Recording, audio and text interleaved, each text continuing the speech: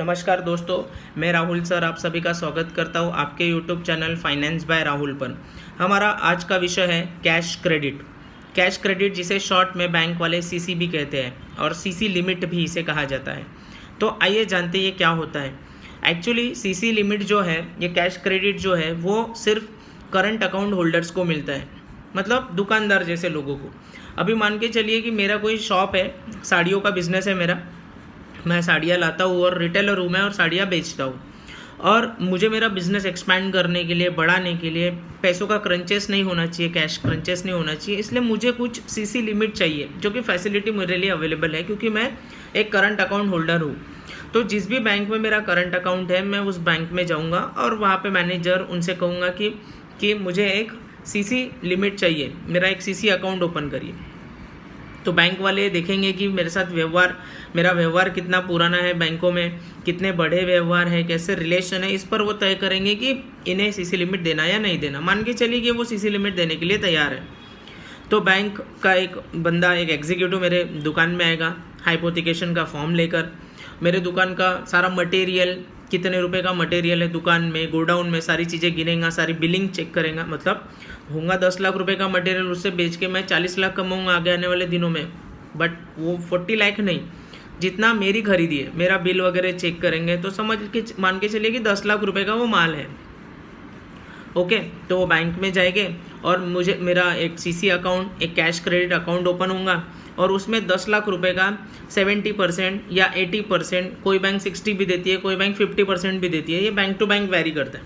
मान के चलिए मेरी बैंक जो है वो 80% सीसी लिमिट दे रही है, तो 10 लाख रुपए के मटेरियल के अगेंस्ट मुझे 80% 8 लाख रुपए मेरे सीसी अकाउंट में वो डाल देंगे बैंक में। तो अब मेरा करंट अकाउंट के साथ एक सीसी अकाउंट भी ओपन रहेगा बैंक में।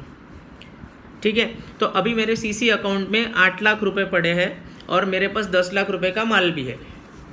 अब ये 8 लाख रुपए के ऊपर मुझे ब्याज नहीं लगेगा, ये ब्याज तब लगेगा जब मैं यहाँ से पैसे निकालूंगा। जितने दिनों के लिए निकालूंगा, उतने ही दिन के लिए उतने ही पैसों पर ब्याज लगेगा। मान के चलिए मैंने 1.5 लाख रुपए निकाला 1 महीने के लिए, वापस से डाल दिया, तो 1.5 लाख रुपए पर 1 महीने का जो भी ब्याज बनता है वो ब्याज लगेगा मुझे सिर्फ।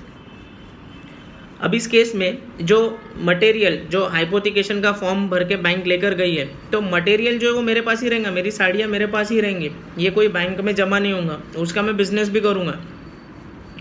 ठीक है, अभी मैंने महीना भर बिजनेस किया तो साड़ियाँ मेरी कुछ बिक गई, फिर बैंक वाला आएगा हाइपोथिकेशन का फॉर्म लेके, फिर मटेरियल गिनेगा।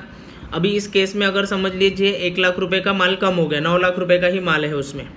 अभी मेरे दुकान में और गोडाउन में 9 लाख रुपए का माल है, तो 9 लाख रुपए का 80% जो भी बनता है, जैसे आप मान के चलिए 7,20,000 रुपये, तो मेरी सीसी लिमिट 80,000 से कम हो जाएंगी। अब मेरे सीसी अकाउंट में 7,20,000 रुपये रहेंगे। अभी फिर 1 महीने बाद बंदा आया, तो मैंने अगर समझ लिए 3 लाख रुपए का माल खरीदा होगा, तो अभी 12 लाख रुपए का मटेरियल मेरे दुकान में है, तो 12 लाख रुपए का 80% जो भी होता है, 12 लाख रुपए का 80% वो मेरी सीसी लिमिट रहेगी, यानी 9,60,000 मान के चलिए। तो अब मेरी सीसी लिमिट बढ़ जाएंगी। तो ये सीसी लिमिट कम और ज़्यादा होंगी जैसे जैसे मेरा दुकान और गोडाउन का माल कम ज़्यादा होगा, और जब वो आएंगे हाइपोथिकेशन करेंगे, गिनेंगे, तो उस तरीके से सीसी लिमिट तय होंगी। ठीक है, तो कोई बैंक ये हाइपोथिकेशन का काम 3-3 महीने में करता है, कोई बैंक हर महीने करता है, कोई 6 महीने में करता है, कोई साल भर में करता है, डिपेंडिंग ऑन रिलेशन कि बैंक के साथ आपके कितने पुराने रिलेशन है। सो इस तरीके से कोई भी दुकानदार, कोई बिजनेसमैन सीसी का फ़ायदा उठा सकते हैं, कैश क्रेडिट लेकर उसे इस्तेमाल कर सकते हैं। जितना इस्तेमाल करेंगे, जितने दिनों के लिए इस्तेमाल करेंगे, उतने ही दिन पे उतने ही पैसों पर ब्याज लगता है। ओके, सो आई होप आपको कैश क्रेडिट क्या होता है समझ में आ गया। इससे रिलेटेड अगर कोई सवाल हो गया तो प्लीज़ मुझसे पूछिए। Thank you so much.